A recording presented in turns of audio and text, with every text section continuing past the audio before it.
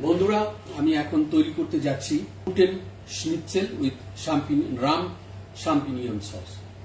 পুটেন স্নিটজেল তৈরি করার জন্য আমি এখানে নিয়েছি 500 গ্রাম পুটেন স্টেক তৈরি করা আছে, 6টা হবে। আমি গার্নিশ করব ব্রোকলি দিয়ে, লাঙ্গুইনি নুডল দেখতে পাচ্ছেন, টার্কি ব্রেস্টকে সল্ট লাগাচ্ছি,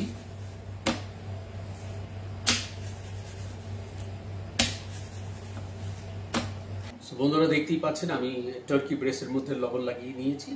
এখন এটাকে পাশে রেখে দিচ্ছি। এখানে দেখতে পাচ্ছেন ব্রেড ক্রাম, এখন ডিম। প্রথমে আমি টার্কি ব্রেস্টটা ময়দার মধ্যে ঢেলে দিয়ে ডিমে দেব, তারপর ব্রেড ক্রামের মধ্যে। দেখতেই পাচ্ছেন কি সুন্দর হয়েছে। পরবর্তীটা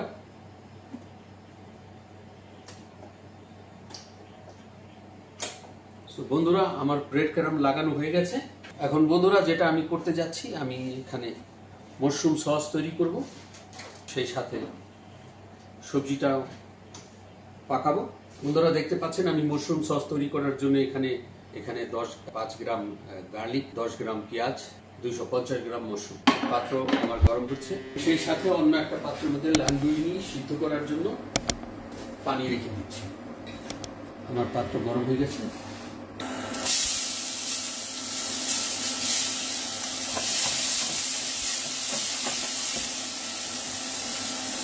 মাশরুম ঢেলে দিলাম,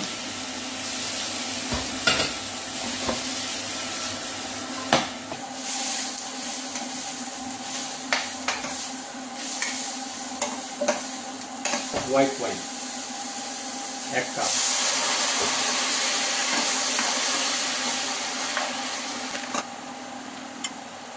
পুরো এই কাপের 1 কাপ ক্রিম, 1 চামচ stock powder, vegetable salt, black pepper, হাফস,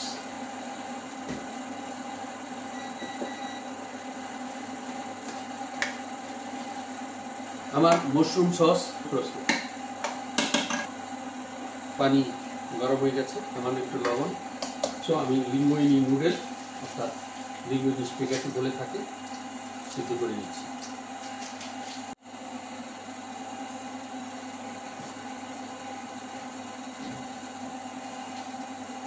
দেখতেই পাচ্ছেন আমার ব্রোকলি সিদ্ধ হচ্ছে। বন্ধুরা আমার ব্রোকলি এবং নুডল দুটোই রেডি হয়ে গেছে। প্রথম নুডলটাকে পাস করে নিচ্ছি। তো দেখতে পাচ্ছেন আমার নুডল তৈরি হয়ে গেছে। নুডলটার মধ্যে সামান্য একটু লবণ, তেল দিয়ে দিলাম। বন্ধুরা এখন আমি যেটা করতে যাচ্ছি, যে স্নিটজেল নাকি পুটেন স্নিটজেল যেটা আমি ব্রেড ক্রাম লাগিয়ে রেখেছি, সেটাকে আমি ফ্রাই করব। তো বন্ধুরা আমার তেল গরম হচ্ছে, তেল গরম হয়ে গেছে। আমি প্রথম স্নিটজেলটা ঢেলে দিচ্ছি, দুটো করে। আমাকে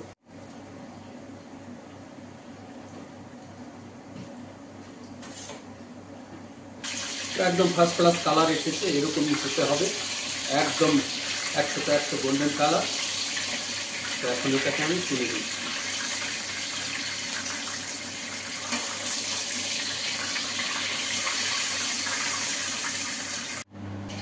বন্ধুরা আমার স্নিটজেলগুলি হয়ে গেছে, অর্থাৎ স্কলপ।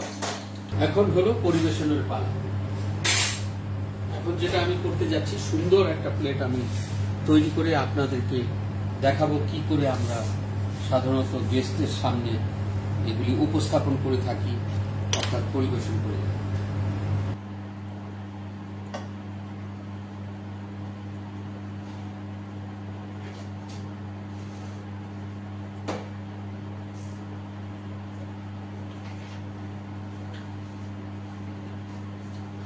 বন্ধুরা দেখতেই পাচ্ছেন আমার পুটেন স্নিটজেল উইথ লাঙ্গুইনি নুডল, ঠিক এইভাবেই আমরা পরিবেশন করি। বন্ধুরা রেসিপিটা যদি ভালো লাগে লাইক ও শেয়ার করতে ভুলবেন না। সেই পর্যন্ত সবাই ভালো থাকবেন এবং সুস্থ থাকবেন। আবারও দেখা হবে নতুন কোন এক রেসিপি নিয়ে।